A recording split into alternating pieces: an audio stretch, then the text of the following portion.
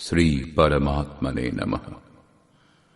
যথার্থ গীতা, শ্রীমদ্ ভগবত গীতা, অথ ষোড়শ অধ্যায়।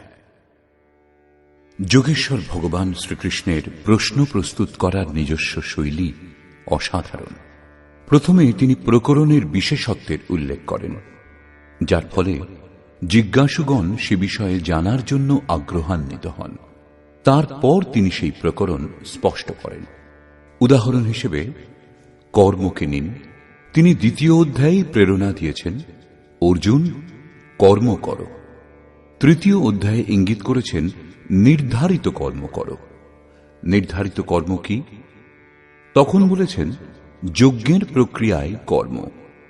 তারপর যজ্ঞের স্বরূপ কি তা না বলে যজ্ঞের উৎপত্তি হল কোত্থেকে এবং যজ্ঞ থেকে আমরা কি ফললাভ করি আগে তা বললেন। চতুর্থ অধ্যায়ে 13-14টি বিধির মাধ্যমে যজ্ঞের স্বরূপ স্পষ্ট করেছেন। যজ্ঞকেই কর্ম বলেছেন। এখানে কর্ম কি তা স্পষ্ট হয়েছে, যা শুদ্ধ অর্থ আরাধনা, যোগ চিন্তন, যা মন ও ইন্দ্রিয় সমূহের ক্রিয়া দ্বারা সম্পন্ন হয়। এইরূপ তিনি নবম অধ্যায়ে দৈবী ও আসুরী প্রবৃত্তির উল্লেখ করেছেন। এদের বিশেষত্ব বলেছেন যে, অর্জুন, যাদের স্বভাব আসুরী তারা আমাকে তুচ্ছ ব্যক্তি বলে অবজ্ঞা করে। মনুষ্য দেহ আশ্রয়পূর্বক ব্যবহার করি, কারণ মনুষ্য দেহেই আমি এই স্থিতি লাভ করেছি। কিন্তু আসুরী স্বভাব যাদের, সেই মূঢ়গণ আমাকে ভজনা করে না। দৈবী সম্পদযুক্ত ভক্তগণ অনন্য চিত্তে আমাকে ভজনা করেন। এখনো পর্যন্ত এই দুটি প্রবৃত্তির স্বরূপ, এদের গঠন সম্বন্ধে বলা হয়নি। এখন বর্তমান অধ্যায়ে যোগেশ্বর এদের স্বরূপ স্পষ্ট করবেন। উভয়ের মধ্যে আগে দৈবী সম্পদের লক্ষণ সম্বন্ধে বলছেন। শ্রী ভগবান উবাচ,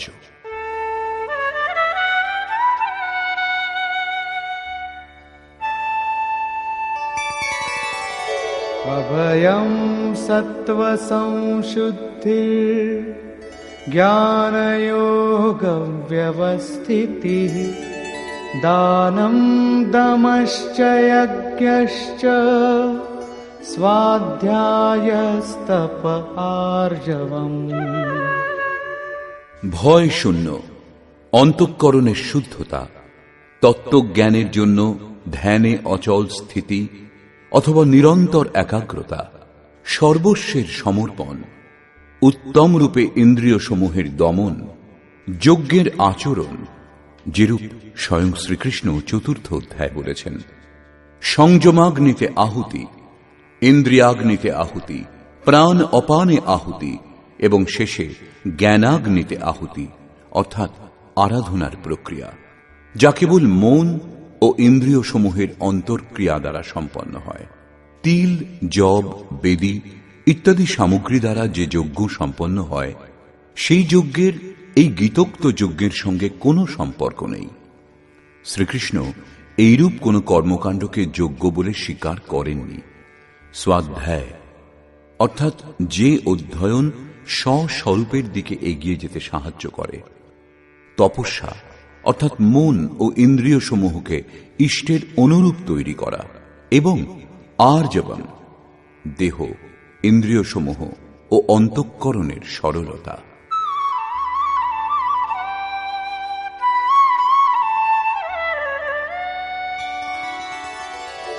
অহিংসা সত্যম ক্রোধস ত্যাগঃ শান্তিরপৈশুনম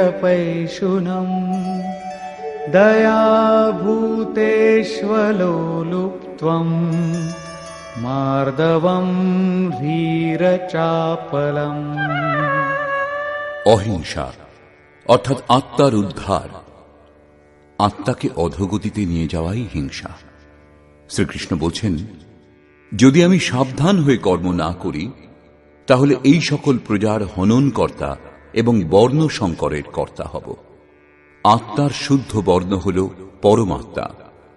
আত্মা যখন প্রকৃতির মধ্যে দিগ্ভ্রান্ত হয়, তখনই বর্ণ সংকর উৎপন্ন হয়। আত্মার হিংসা একেই বলা হয়, এবং আত্মার উদ্ধার করাকে অহিংসা বলা হয়। সত্য, সত্যের তাৎপর্য যথার্থ ও প্রিয় বাক্য নয়। আপনি যদি বলেন এই বস্ত্রটি আমার, তাহলে কি আপনি সত্যি বলছেন? এর থেকে বড় মিথ্যা আর কি হবে? দেহটাই যখন আপনার নয়, নশ্বর, তখন এই দেহ আবৃত করার বস্ত্র আপনার কি করে হতে পারে? বস্তুত যোগেশ্বর স্বয়ং সত্যের স্বরূপ বলেছেন যে অর্জুন, সত্য বস্তুর তিন কালে অভাব নেই। এই আত্মাই সত্য, পরম সত্য। এই সত্যে দৃষ্টি স্থির করা, ক্রোধহীনতা, সর্বস্বের সমর্পণ, শুভাশুভ কর্মফলের ত্যাগ, চিত্তচাঞ্চল্যের অভাব, লক্ষ্যের বিপরীত নিন্দিত কাজ না করা, সর্বভূতে দয়া, ইন্দ্রিয়সমূহ বিষয়ের সঙ্গে সংযুক্ত হলেও বিষয়ে আসক্তির অভাব, কোমলতা, লক্ষ্য থেকে বিমুখ হতে লজ্জা, ব্যর্থ চেষ্টার অভাব এবং তেজঃ ক্ষমা ধৃতি শৌচম অদ্রোহো নাতিমানিতা ভবন্তি সম্পদম দৈবীম অভিজাতস্য ভারত। তেজ, যা একমাত্র ঈশ্বরে আছে, তার তেজে যিনি কার্য করেন। মহাত্মা বুদ্ধের দৃষ্টি নিক্ষেপ মাত্র অঙ্গুলিমালের বিচারে পরিবর্তন হয়েছিল। সেই তেজের জন্য এই রূপ সম্ভব হয়েছিল, যার দ্বারা কল্যাণ হয়। এই তেজ বুদ্ধের মধ্যে ছিল। ক্ষমা, ধৈর্য, শুদ্ধি, অবৈরী ভাব, পূজনীয় হবার ভাব যার মধ্যে নেই। হে অর্জুন, দৈবী সম্পদ প্রাপ্ত পুরুষের মধ্যে এই লক্ষণ দেখা যায়।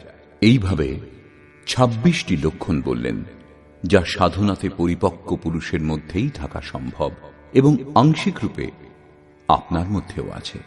এবং আসুরী প্রবৃত্তি যাদের মধ্যে বিশেষ রূপে সক্রিয়, এইরূপ মানুষের মধ্যেও এই সব গুণ আছে, কিন্তু প্রসুপ্ত অবস্থাতে। তবেই তো ঘোর পাপীও কল্যাণের অধিকারী। এখানে আসুরী সম্পদের প্রমুখ লক্ষণ বলছেন। দম্ভো দর্পোऽভিমানশ্চ ক্রোধঃ পারুষ্যমেব চ অজ্ঞানং চাভিজাতস্য পার্থ সম্পদমাসুরী। হে পার্থ, দম্ভ, দর্প, অভিমান, ক্রোধ, কঠোর বাক্য ও অজ্ঞান, এগুলি আসুরী সম্পদ প্রাপ্ত পুরুষের লক্ষণ। এই দুই সম্পদের কাজ কি? दैवी सम्पद्विमोक्षाय निबन्धायासुरीमता मा शुचः सम्पदं दैवी अभिजातोऽसि पाण्डव। এই দুই সম্পদের মধ্যে দৈবী সম্পদ বিমোক্ষায়, মুক্তির কারণ, এবং আসুরী সম্পদ বন্ধনের কারণ বলা হয়েছে। হে অর্জুন, শোক করো না, কারণ তুমি দৈবী সম্পদ প্রাপ্ত পুরুষ। মুক্তি লাভ করবে, অর্থাৎ আমাকে লাভ করবে। সেই সম্পদ দুটি কোথায় থাকে?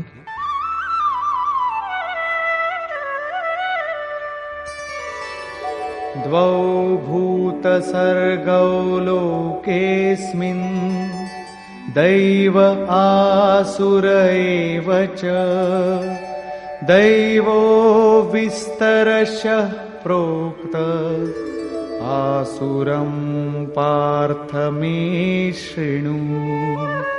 হে অর্জুন, এই লোকে ভূতগণের স্বভাব দুই প্রকারের হয়, দেব স্বভাব এবং অসুর স্বভাব।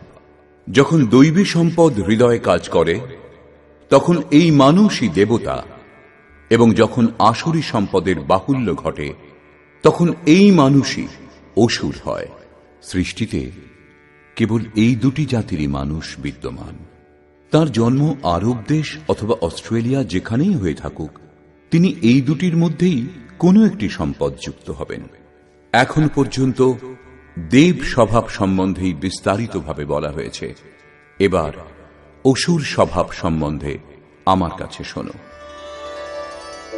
प्रवृत्तिञ्च निवृत्तिञ्च जना न विदुरासुराः न शौचं नापि चाचारो न सत्यं तेषु विद्यते। হে অর্জুন, অসুর স্বভাব বিশিষ্ট ব্যক্তিগণ কার্যম কর্মে প্রবৃত্ত এবং অকর্তব্য কাজ থেকে নিবৃত্ত হতে জানে না। সেই জন্য তাদের মধ্যে শুদ্ধি থাকে না, আচরণ এবং সত্যও থাকে না। ওই ব্যক্তিগণের বিচারধারা কিরূপ হয়? असत्यमप्रतिष्ठं ते जगदाहुरनीश्वरम् अपरस्परसम्भूतम् किमन्यत् कामहेतुकम्। আসুরী প্রকৃতির ব্যক্তিগণ বলে, এই জগৎ আশ্রয় রহিত, মিথ্যা ও ঈশ্বর ব্যতিরেকে স্ত্রী পুরুষের সংযোগেই উৎপন্ন হয়েছে। সেই জন্য ভোগ উপভোগ করা ভিন্ন আর কি আছে?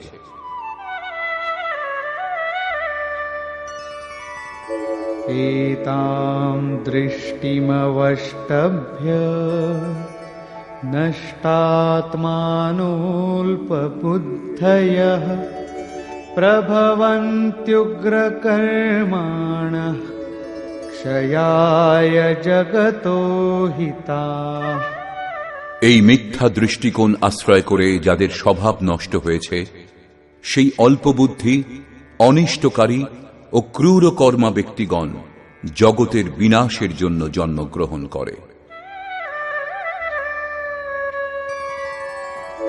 काममाश्रित्य दुष्पूरम् दम्भमानमदान्विताः मोहाद् गृहीत्वात् सद्ग्राहान् प्रवर्तन्ते शुचिव्रताः। দম্ভ, মান ও মদ যুক্ত হয়ে যে কামনা কখনো পূর্ণ হবে না তার আশ্রয় নিয়ে অজ্ঞানবশত মিথ্যা সিদ্ধান্ত গ্রহণ পূর্বক সেই অশুভ এবং অশুদ্ধ ব্রত ব্যক্তিগণ সংসারে প্রবৃত্ত হয়। তারা ব্রত করে, কিন্তু সেই ব্রত অশুদ্ধ হয়।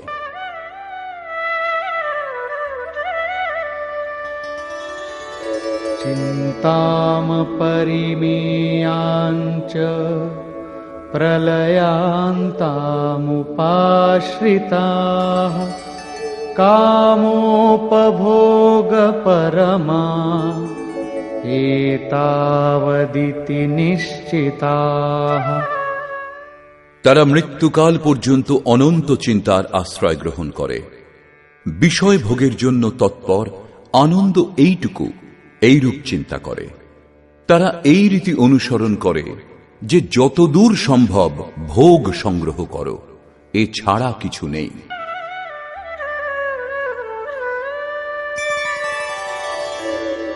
आशापाशशतैर्बद्धाः कामक्रोधपरायणाः ईहन्ते कामभोगार्थम् अन्यायेनार्थसञ्चयान्। শত শত আশারূপ ফাঁসে আবদ্ধ, একটা ফাঁসেই মানুষের মৃত্যু হয়। এখানে শত শত ফাঁস দ্বারা কাম ও ক্রোধের অধীন হয়ে তারা বিষয় ভোগের জন্য অন্যায়পূর্বক ধনাদি বহু পদার্থ সংগ্রহের চেষ্টা করে। ধনের জন্য তারা দিবারাত্রি অসামাজিক কাজে প্রবৃত্ত থাকে। আরো বলছেন,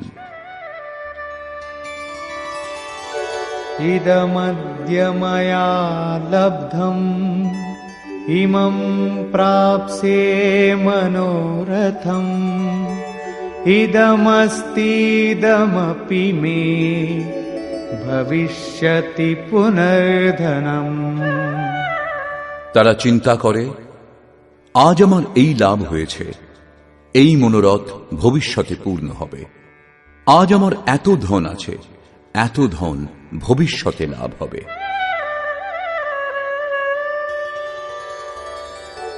असौ मया हतः शत्रुः हनिष्ये चापरानपि ईश्वरोऽहमहं भोगी सिद्धोऽहं बलवान् सुखी। এই শত্রু আমি নাশ করেছি এবং অন্য শত্রু সকলও নাশ করব। আমি ঈশ্বর ও ঐশ্বর্য ভোগী, আমি পুরুষার্থ সম্পন্ন, বলবান ও সুখী। आढ्योऽभिजनवानस्मि कोऽन्योऽस्ति सदृशो मया यक्ष्ये दास्यामि मोदिष्य इत्यज्ञानविमोहिताः। আমি ধনী ও বিশাল পরিবার ভুক্ত, আমার সমান আর কে আছে?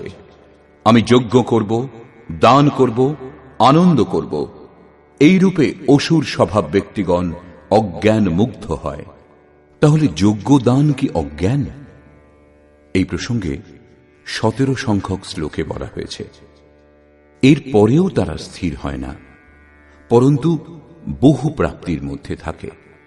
এই প্রসঙ্গে বলছেন,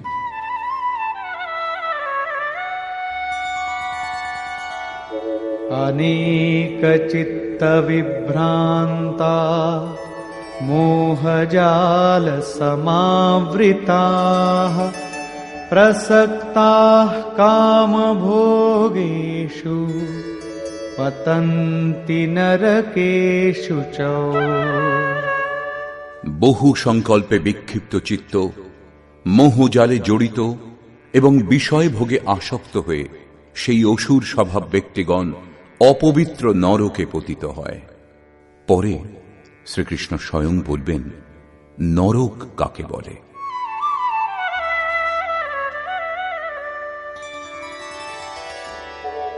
आत्मसम्भाविता स्तब्धा धनमानमदान्विताः यजन्ते नाम यज्ञैस्ते दम्भेनाविधिपूर्वकम्। তারা আত্মশ্লাঘা বিশিষ্ট, ধন ও মানের মদযুক্ত হয়ে দম্ভের সঙ্গে শাস্ত্রবিধি লঙ্ঘনপূর্বক নামমাত্র যজ্ঞের অনুষ্ঠান করে। যে যজ্ঞ শ্রীকৃষ্ণ বলেছেন সেই যজ্ঞই কি করে? না, সেই বিধি ত্যাগ করে করে। কারণ বিধি সম্বন্ধে স্বয়ং যোগেশ্বর বলেছেন 4th অধ্যায়ের 24 থেকে 33 সংখ্যক শ্লোকে এবং 6ষ্ঠ অধ্যায়ের 10 থেকে 17 সংখ্যক শ্লোকে।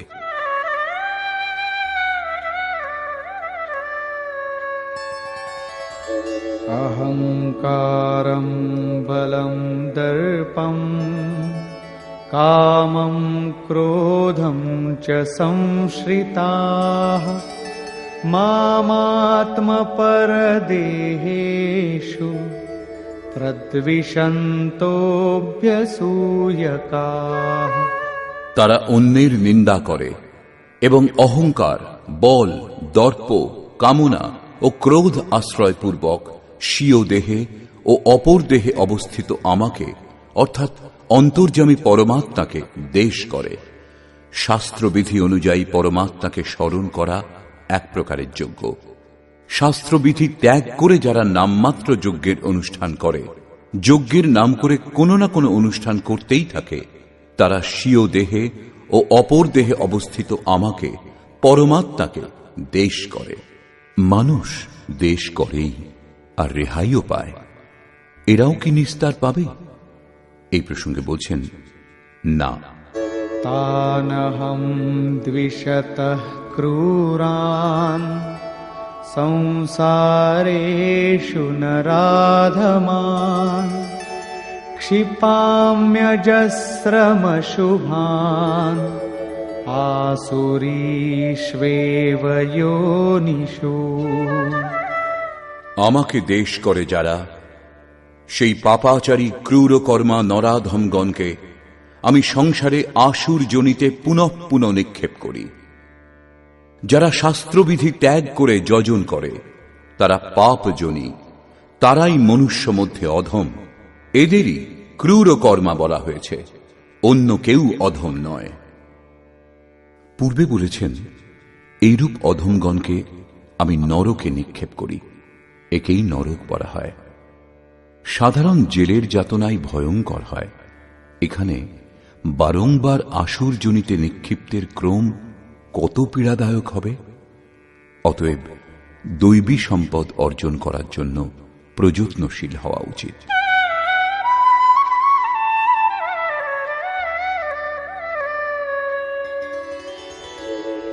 आसुरीं योनिमापन्ना मूढा जन्मनि जन्मनि मामप्राप्यैव कौन्तेय ततो यान्त्यधमां गतिम्। কৌন্তেয়, মূঢ়গণ জন্মে জন্মে আসুর জন্ম প্রাপ্ত হয় এবং আমাকে লাভ করা দূরে থাক, পূর্ব জন্মাপেক্ষা আরো নীচ যোনি লাভ করে, যাকে নরক বলা হয়। এবারে বললেন নরকের উৎপত্তির কারণ। त्रिविधं नरकस्येदं द्वारं नाशनमात्मनः कामः क्रोधस्तथा लोभस् तस्मादेतत्त्रयं त्यजेत्। কাম, ক্রোধ এবং লোভ এই তিনটি নরকের দ্বার স্বরূপ। এরা আত্মার অধোগতিদায়ক, অতএব এই তিনটি ত্যাগ করা উচিত। সমস্ত আসুরী সম্পদ এই তিনটির অন্তর্ভুক্ত। এদের ত্যাগ করলে কি লাভ হয়? एतैर्विमुक्तः कौन्तेय तमोद्वारैस्त्रिभिर्नरः आचरत्यात्मनः श्रेयः ततो याति परां गतिम्। কৌন্তেয়, এই তিনটি নরক দ্বার থেকে মুক্ত হলে মানুষ স্বীয় কল্যাণ সাধনে সমর্থ হয় এবং সেই অনুষ্ঠান বশত সে পরম গতি অর্থাৎ আমাকে লাভ করে। এই তিনটি বিকার ত্যাগ করার পরেই মানুষ নিয়ত কর্মের অনুষ্ঠান করে, যার পরিণাম পরম শ্রেয়।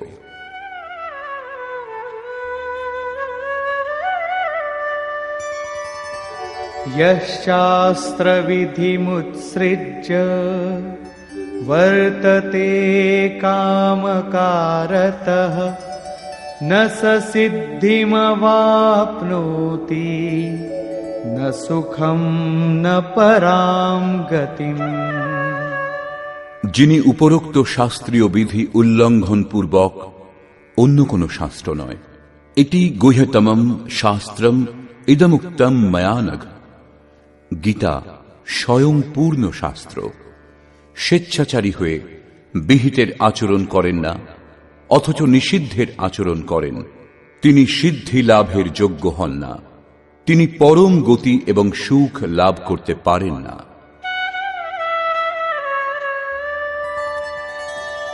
तस्माच्छास्त्रं प्रमाणन्ते कार्याकार्यव्यवस्थितौ ज्ञात्वा शास्त्रविधानोक्तं कर्म कर्तुमिहार्हसि। অতএব অর্জুন, কর্তব্য ও অকর্তব্য নির্ধারণে কি করা উচিত কি করা উচিত নয়, শাস্ত্রই এ বিষয়ে তোমার জ্ঞাপক। অতএব শাস্ত্রীয় বিধির স্বরূপ জেনে তোমার নিয়ত কর্ম করা উচিত। তৃতীয় অধ্যায় যোগেশ্বর শ্রীকৃষ্ণ নিয়তম কুরু কর্মত্বম, নিয়ত কর্মের ওপর জোর দিয়েছেন এবং বলেছেন যে যজ্ঞের প্রক্রিয়ায় সেই নিয়ত কর্ম এবং সেই যজ্ঞ আরাধনার বিধিবিশেষের বর্ণনাকেই বলা হয়েছে, যা মন নিরুদ্ধ করে শাশ্বত ব্রহ্মে স্থিতি লাভ করিয়ে দেয়। এখানে তিনি বলছেন, কাম, ক্রোধ এবং লোভ এরাই নরকের তিনটি মুখ্য দ্বার। এই তিনটি ত্যাগ করার পরেই সেই কর্মের, নিয়ত কর্মের আরম্ভ হয়, যা আমি বারংবার বলেছি, যে আচরণ পরম কল্যাণ ও পরম শ্রেয় প্রদান করে।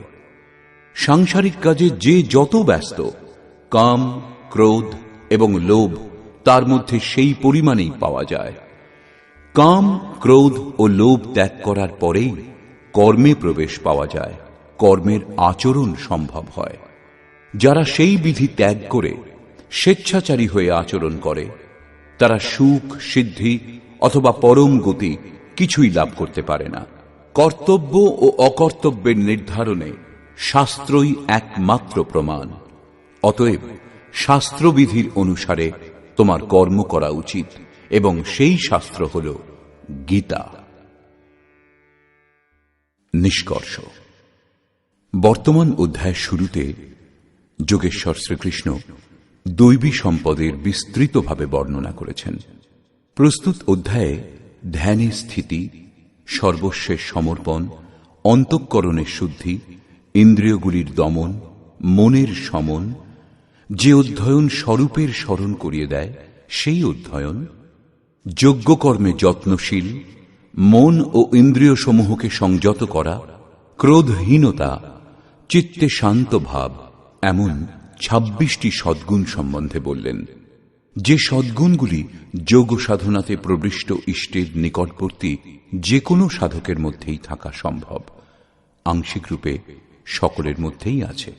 এরপর তিনি আসুরী সম্পদের অন্তর্গত যে 4-6টি প্রমুখ বিকার আছে সে সকলের নাম নিয়েছেন, যেমন অভিমান, দম্ভ, কঠোরতা, অজ্ঞান। শেষে বললেন, অর্জুন, দৈবী সম্পদ বিমোক্ষায় পূর্ণ নিবৃত্তিতে সাহায্য করে। পরম পদের প্রাপ্তির জন্য এর প্রয়োজন হয়। আসুরী সম্পদ বন্ধনে আবদ্ধ করে, অধোগতিতে নিয়ে যায়। অর্জুন, তুমি শোক করো না, কারণ তুমি দেব স্বভাব সম্পন্ন। এই দুটি সম্পদের উৎপত্তি হয় কোথায়? তিনি বলেছেন, এই জগতে মানুষের স্বভাব দুই প্রকারের হয়, দেব স্বভাব এবং অসুর স্বভাব। যখন দৈবী সম্পদের বাহুল্য ঘটে তখন মানুষ দেবতুল্য হয়, এবং যখন আসুরী সম্পদের বাহুল্য ঘটে তখন মানুষই অসুর হয়। এই সৃষ্টিতে মানুষের কেবল দুটি জাতি, সে যেখানেই জন্মগ্রহণ করুক না কেন তাতে কিছু আসে যায় না। তারপর তিনি আসুর স্বভাব বিশিষ্ট মানুষের লক্ষণ সম্বন্ধে বিস্তৃতভাবে বললেন। অসুর স্বভাব ব্যক্তিগণ কর্তব্য কর্মে প্রবৃত্ত এবং অকর্তব্য কার্য থেকে নিবৃত্ত হতে জানে না। কর্মে প্রবৃত্ত হয়নি, সেই জন্য তাদের শৌচ নেই, আচরণ নেই এবং সত্যও নেই। তারা বলে, এই জগৎ আশ্রয় রহিত, ঈশ্বর ব্যতিরেকে স্ত্রী পুরুষের সংযোগেই উৎপন্ন হয়েছে, অতএব ভোগ হল জীবনের পরম পুরুষার্থ, এর থেকে শ্রেষ্ঠ আর কিচ্ছু নেই। এই ধরনের চিন্তাধারা কৃষ্ণকালেও ছিল, সর্বদা ছিল। কেবল চার্বাক বলেছেন এমন কথা নয়। যতক্ষণ মানুষের মনে দৈবী আসুরী প্রবৃত্তির ওঠানামা চলবে ততক্ষণ থাকবে। শ্রীকৃষ্ণ বলেছেন, সেই মন্দবুদ্ধি ক্রূর কর্মা ব্যক্তিগণ সকলের অহিত কল্যাণ নাশ করার জন্য জগতে উৎপন্ন হয়। তারা বলে থাকে, এই শত্রুকে আমি নাশ করেছি, পরে অমুক শত্রু নাশ করব।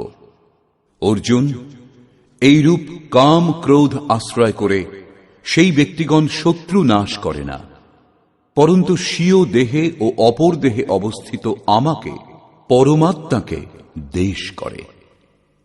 তবে কি অর্জুন প্রতিজ্ঞা করে জয়দ্রথাদিকে বধ করেছিলেন?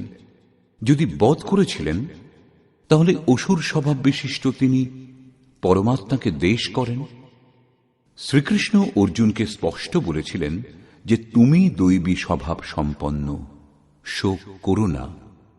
এখানেও একথা স্পষ্ট হল যে সকলের হৃদয়ে ঈশ্বরের নিবাস। স্মরণ রাখা উচিত যে একজন তোমাকে সব সময় দেখছেন। অতএব সদা শাস্ত্র নির্দিষ্ট ক্রিয়ার আচরণ করা উচিত, অন্যথা দণ্ড প্রস্তুত আছে। যোগেশ্বর শ্রীকৃষ্ণ পুনরায় বললেন, আসুর ভাব বিশিষ্ট ক্রূর ব্যক্তিগণকে আমি পুনঃ পুনঃ নরকে নিক্ষেপ করি।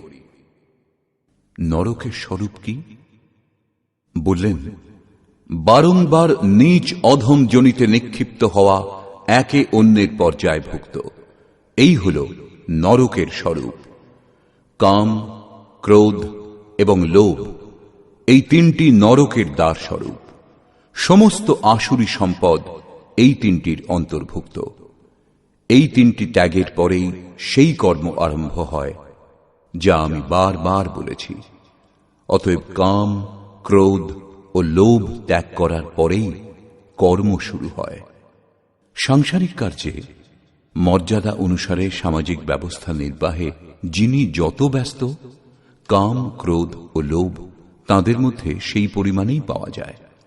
বস্তুত এই তিনটি ত্যাগ করার পরেই কর্মে প্রবেশ লাভ হয়, যা পরমে স্থিতি প্রদান করে।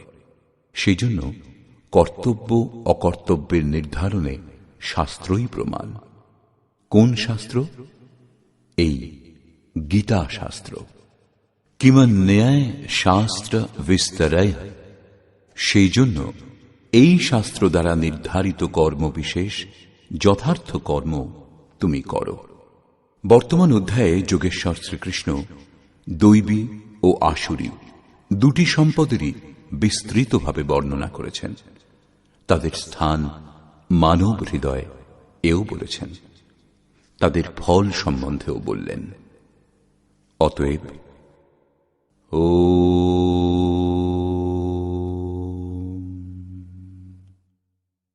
এই প্রকার শ্রীমদ্ ভগবদ্ গীতারূপী উপনিষদ এবং ব্রহ্মবিদ্যা তথা যোগ শাস্ত্র বিষয়ক শ্রীকৃষ্ণ ও অর্জুনের সংবাদে দৈবাসুর সম্পদ বিভাগ যোগ নামক ১৬ অধ্যায় পূর্ণ হল। এই প্রকার শ্রীমৎ পরমহংস পরমানন্দজির শিষ্য স্বামী অর্গড়ানন্দকৃত শ্রীমদ্ ভগবদ্ গীতার ভাষ্য যথার্থ গীতাতে দৈবাসুর সম্পদ বিভাগ যোগ নামক ৬ষ্ঠ অধ্যায় সমাপ্ত হল। হরি ওম তৎসৎ।